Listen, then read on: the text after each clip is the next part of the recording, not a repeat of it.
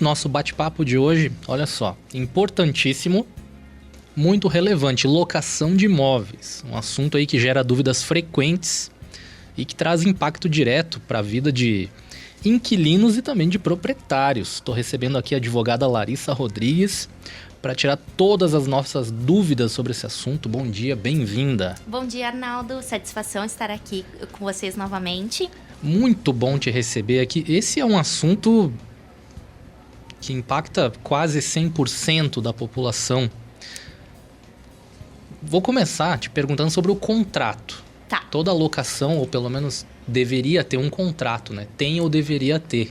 Deveria ter. Na verdade, assim, é muito importante esse tema porque, como você comentou, né? Ele atinge praticamente 100% das pessoas. Porque ou alguém já alocou um imóvel, né, já foi inquilino, ou alugou um imóvel, isso seja aqui imóvel residencial, comercial, né? E eu acho que a gente pode começar a falar por aí, né? A gente pode começar daí a falar sobre o contrato. O que é muito importante num contrato de locação? Primeira coisa é definir se o contrato ele vai ser residencial ou se ele vai ser comercial.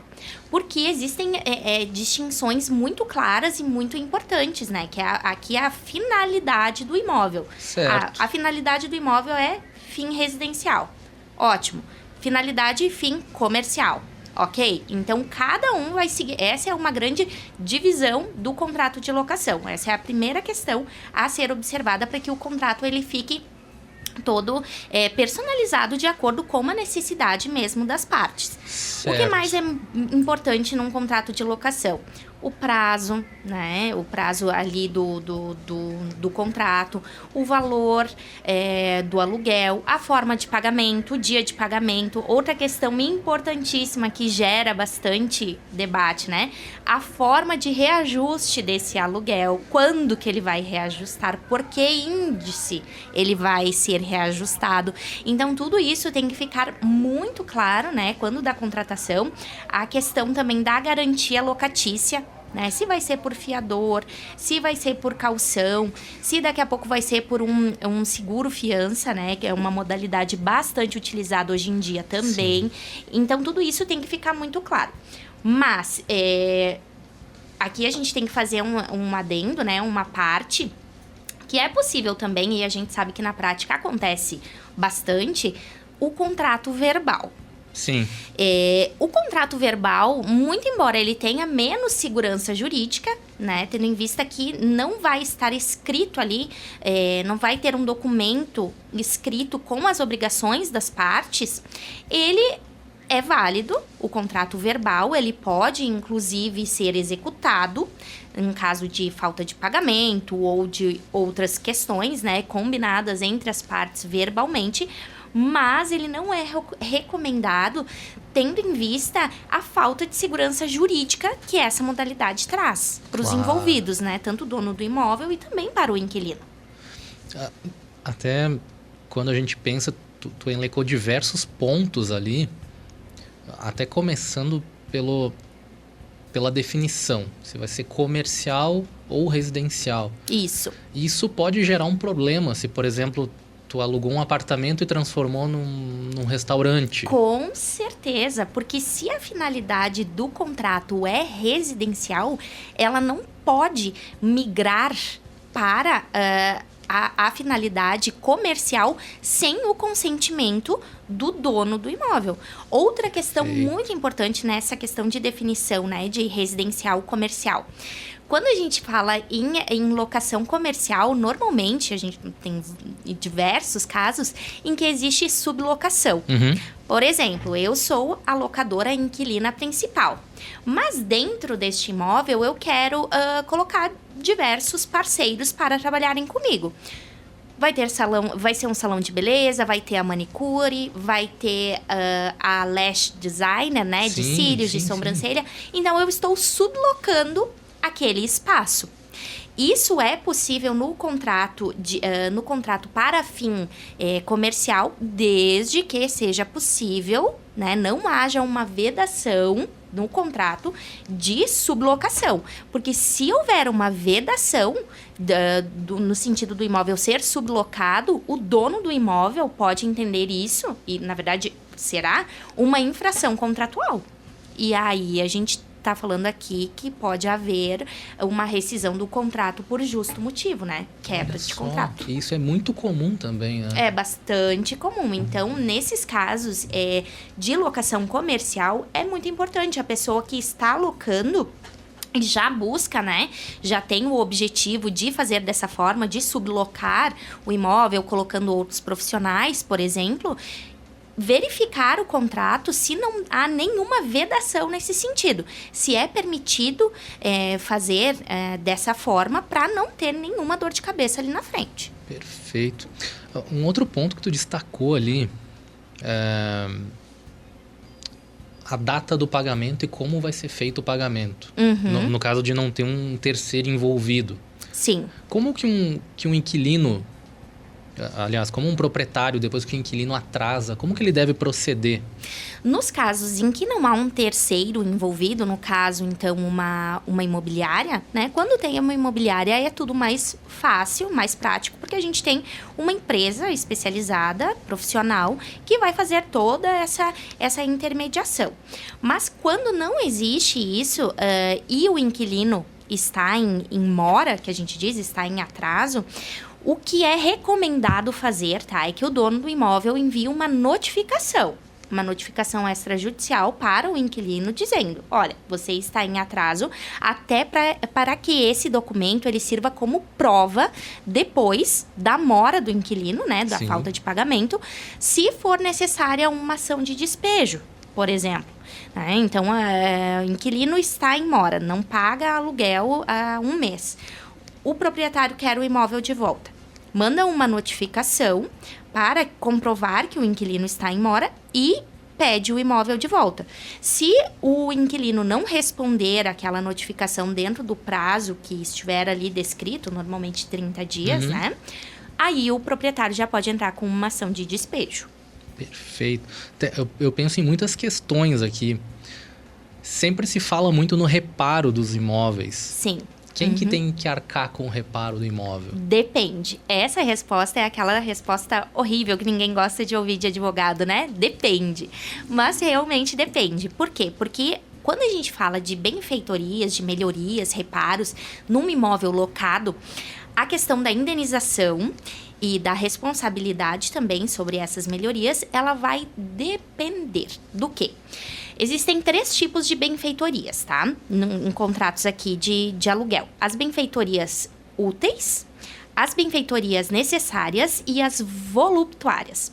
As necessárias são as urgentes, vamos colocar assim, são aquelas que precisam ser realizadas em tempo, de forma urgente. Por exemplo, destelhou destelhou o telhado do imóvel, caiu uma telha, voou uma telha. Isso é uma questão urgente, é um reparo urgente, porque senão pode chover dentro da casa e causar prejuízos ao inquilino. Então, o que ele vai fazer? Ele vai informar, né, ao dono do imóvel, porque é uma responsabilidade do dono do imóvel fazer este reparo. Porém, se ele não fizer, o inquilino pode fazer mesmo sem o consentimento do dono, e ser indenizado depois. Por quê? Porque é uma benfeitoria urgente. Agora, certo. Isso vai se diferenciar, por exemplo, e aqui a gente tem certos limites, já entrando no tipo de benfeitorias úteis, se ele, por exemplo, trocar, era uma telha, essa que caiu era uma telha de brasilite. Ele trocou por uma de aluzinco, sem a autorização.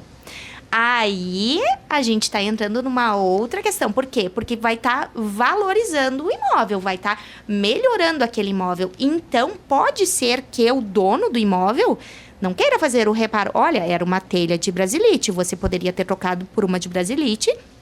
A responsabilidade do pagamento, né, pela indenização para você seria minha. Agora, você trocou por uma melhor, é uma benfeitoria útil. Então, não necessariamente que ela precise ser indenizada. Por quê? Porque aqui a gente depende do consentimento, da aprovação do dono do imóvel. E as benfeitorias, por último, né, das 3, as benfeitorias voluptuárias, essas normalmente não têm indenização, porque elas elas partem diretamente da vontade do inquilino. Por exemplo, uma decoração, né? Então, ela, claro, aqui também vai muito do bom senso das partes, de conversarem, né? Porque daqui a pouco, mesmo sendo uma benfeitoria voluptuária, vamos pensar aqui num espelho. Um espelho que é colado na parede, né? Ele vai ficar ali. É uma decoração, mas de qualquer forma ele vai agregar um valor, né? Uma beleza ao imóvel. Então, daqui a pouco, é interessante que as partes conversem. Sempre, sempre, sempre, sempre é importante o diálogo, né? Para dirimir esses conflitos. Isso, à medida que tu vai falando, a gente vai aqui pensando na vida, em situações que já passamos, enfim. E isso afeta a vida de todo mundo, como a gente falou no início. Com certeza. Agora te pergunto o seguinte, a mediação jurídica, o teu trabalho ali, como resolver os conflitos sem chegar num processo?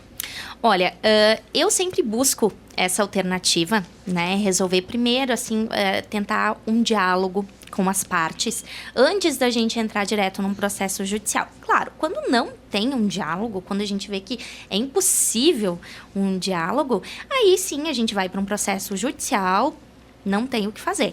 Mas é muito importante ter um respaldo jurídico.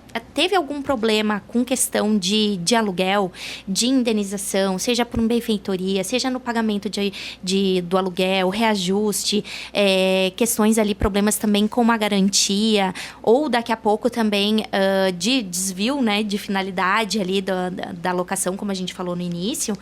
É importante ter um profissional que medie essa situação, porque vai saber quais são os limites da responsabilidade de cada um, entre inquilino e proprietário. Então, vai ser um profissional neutro, né, que vai verificar as questões legais, a responsabilidade de cada um e tentar chegar num acordo, num meio termo, considerando as possíveis implicações para cada uma das partes, se a questão não for resolvida na via extrajudicial e virar um conflito judicial. Perfeito. É realmente tentar estabelecer um diálogo, né? Tentar estabelecer um diálogo. Daqui a pouco, uma notificação extrajudicial. Essa é uma modalidade que eu utilizo bastante.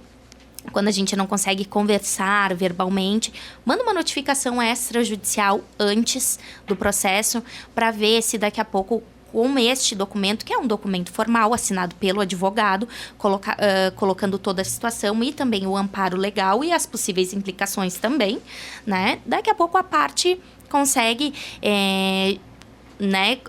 tornar aquilo uma questão mais leve, se abrir ao diálogo, né, para daqui a pouco poder conversar.